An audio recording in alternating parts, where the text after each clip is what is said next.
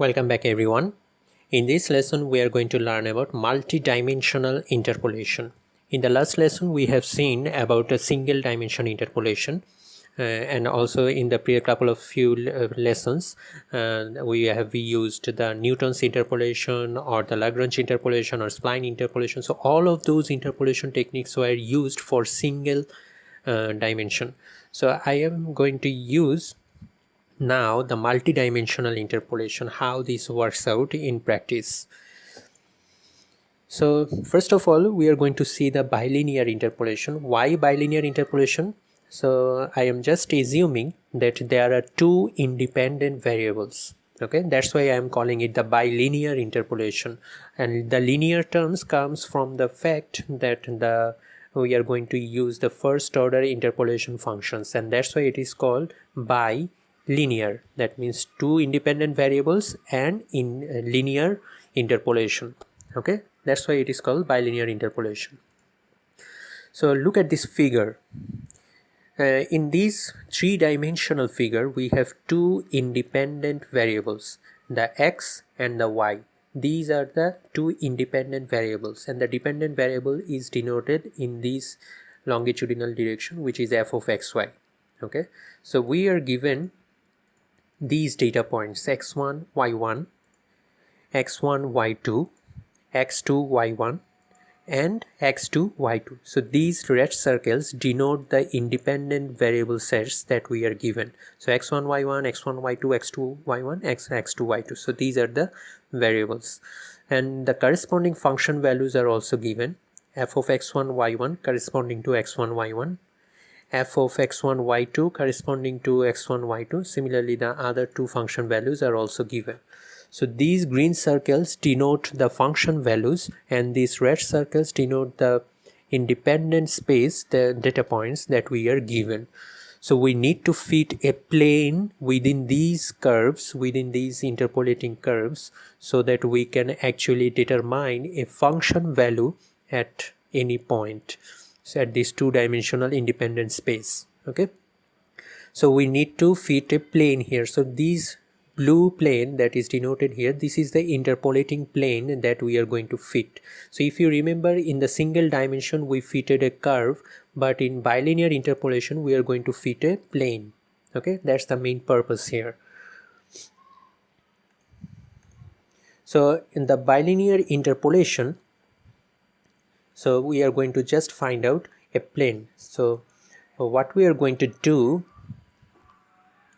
since there are two dimensions here, so we need to apply the interpolating polynomials at each of the dimensions independently. So that's the first approach that you can use to find out the interpolating function.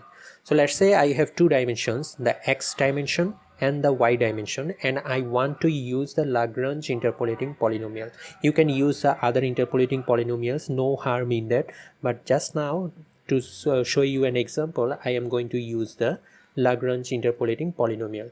So we are going to fix the one dimension, any one dimension. Let's say I want to fix the y dimension. So let's say I want to fix any one dimension y dimension here. So for any value of y, let's say y1, I would want to apply the Lagrange interpolating polynomial along the x direction. So for y equal to y1, I apply the Lagrange interpolating polynomial, the first order polynomial here, along the x dimension. Similarly, for y equal to y2, I apply the Lagrange polynomial along the x dimension again. So for different values of y1 and y2, I have just applied the Lagrange interpolating polynomial along the x dimension separately. So once we have got those results, that means along the x dimension, so I can easily apply the Lagrange interpolating polynomial now along the y dimension. Okay, so for now we have the independent variables as f of xi yi, and the dependent variables are y variables. So this is the interpolating polynomial that is going to be used along the y dimension. Okay, so Now I can easily insert the equation 1 and 2 into this third equation, and I can get the final equation, that is the bilinear interpolation polynomial, which looks something like this. So this is the final equation of bilinear interpolation using the Lagrange interpolating polynomial. So I can easily derive the bilinear interpolation formula for Newton's interpolating polynomial as well. Okay, so this is the final equation here. So let's look at an example. Suppose I have measured the temperature at different data points along the x and y dimensions. That means along the 2 dimensions here I have got the 4 different data points. Okay, so I want to use the bilinear interpolation formula to estimate the temperature at two different at a point xi equal to 5.25 and yi equal to 4.8. Okay, so if I use the bilinear interpolation formula here using the Lagrange interpolating polynomial, I can easily insert these values, temperature values and the xy locations in these data points, and I can get the function value at f of xi yi. That means 5.25 and 4.8. so that's the result I would get, which is 61.2143. so that is very straightforward. So in this lesson we have learned about the multidimensional interpolation. Remember, I have just shown you the simplest case where I have used the bilinear interpolation. That means I was given only the 4 data points and the 4 function points, and I want to fit a first order interpolating polynomial. That means a first order linear plane here. Okay, so you can easily extend the same idea for higher number of data points and higher degree of polynomials here, so that you can easily apply the interpolation technique like Lagrange interpolation or the Newton's interpolation or the spline interpolation. So you can also apply the spline interpolation in 2-dimensional or 3-dimensional case. So I have just given you the basics of those interpolation techniques, so you can just apply the same criteria for other higher dimensional cases for other interpolation techniques. So please go try out these techniques at home. So we have also seen how to derive the bilinear interpolation formula. So I have just shown you the details, but I have also attached the MATLAB code for multidimensional interpolation formula along with this video. Please go through the MATLAB code.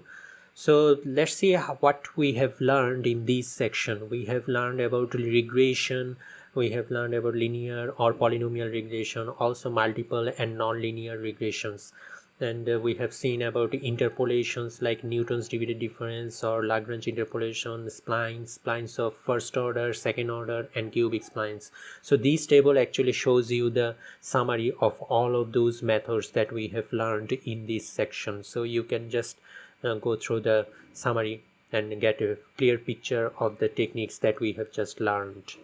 Okay, so there are some other alternative methods of interpolation that are frequently used in practice, and you can easily find those techniques in the literature, like orthogonal polynomial, single value decomposition, also most importantly known as SVD, also Markers method, steepest descent method, minimax principle, Chebyshev economization, also a combination of least square regressions and the B-spline interpolation. So all of these interpolation techniques are frequently used in the literature for spatial purposes. So I have shown you the basics which can be easily applied to all of the practical examples, but if you want to go for higher accuracy and specific examples, you can use the specific type of interpolation that I have just shown you. So I am not going to go through the details of these extra interpolation techniques. That's up to you. If you are very much curious, you can go through these special techniques which are designed for spatial purposes. Okay, and another thing I want to mention here is the inverse interpolation. That is very much crucial here. And in the normal interpolation techniques, you are just given the data points and you need to find out the function value, but in the inverse interpolation you are given the function value and you need to find out the independent variables. So that's the difference. So some might think that I would like to swap the independent and the dependent variables. That means some would think that in the inverse interpolation technique, I would consider f of x as the independent variable and x as the dependent variable, but that is not the case. This would be a wrong approach. This does not happen in inverse interpolation. You cannot just swap the independent and the dependent variables. So this is not inverse interpolation. So if this is not the case, how we are going to use the inverse interpolation? So at first you have to go through the normal interpolation techniques, and that, let's say we are given this first table, we are given the x independent data points and f of x data points, and we just fit a, let's say, a second order polynomial like this, f2 of x equal to this curve. So this is the interpolating curve determined in the usual way that we have just learned in this lesson and the previous lesson. So this is the first step for inverse interpolation.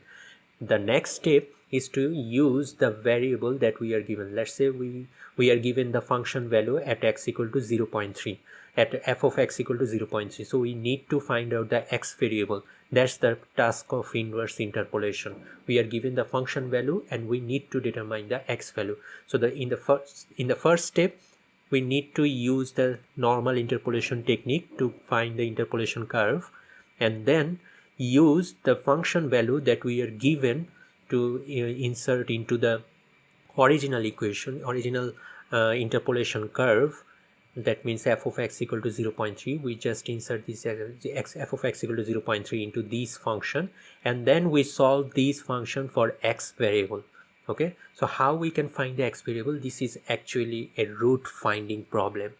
Okay, so inverse interpolation is nothing but the combination of normal interpolation and root finding problem. So the root finding problem, if you remember the techniques, different techniques that we used, like bisection method or the inverse interpolation method, Newton-Raphson method, second method, those methods can be used here again. Okay, so inverse interpolation is the combination of these normal interpolation and root finding problem. So be careful about them. Do not just swap the independent and the dependent variables to find the inverse interpolation. Okay, so be careful of that.